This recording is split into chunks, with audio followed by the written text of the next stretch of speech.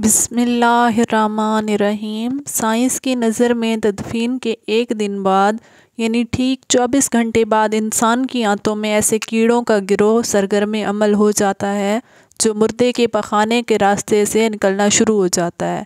ساتھ ناقابل برداشت بدبو پھیلانا شروع کرتا ہے جو کہ دراصل اپنے ہم پیشہ کیڑوں کو دعوت دیتے ہیں۔ یہ اعلان ہوتے ہی بچھو اور تمام کیڑے مکوڑے انسان کے جسم کی طرف حرکت کرنا شروع کر دیتے ہیں اور انسان کا گوشت کھانا شروع کر دیتے ہیں۔ تدفین کے 3 دن بعد سب سے پہلے ناک کی حالت تبدیل ہونا شروع ہو جاتی ہے، 6 دن بعد ناخن گرنا شروع ہو جاتے ہیں، 9 دن کے بعد بال گرنا شروع ہو جاتے ہیں۔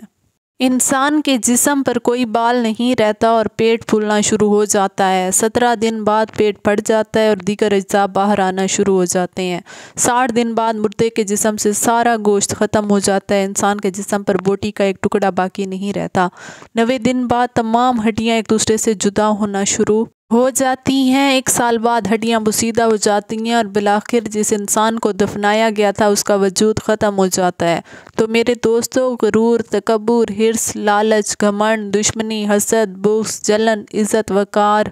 نام، عہدہ، بادشاہی، یہ سب کہاں جاتا ہے؟ سب کچھ خاک میں مل جاتا ہے۔ انسان کی حیثیت ہی کیا ہے؟ مٹی سے بنا ہے،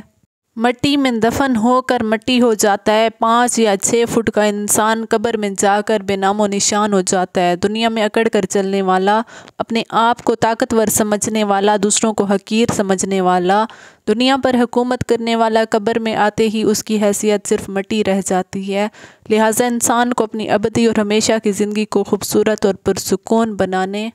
کے لیے ہر لمحہ فکر کرنی چاہیے، اللہ کو یاد کرنا چاہیے، ہر نیک عمل اور عبادت میں اخلاص پیدا کرنا چاہیے اور خاتمہ بالخیر کی دعا کرنی چاہیے۔ اللہ تعالیٰ مجھے اور آپ سب کو اچھے اعمال کی توفیق عطا فرمائے اور ہمارا خاتمہ ایمان پر کرے اور کلمہ طیبہ نصیب کرے، آمین۔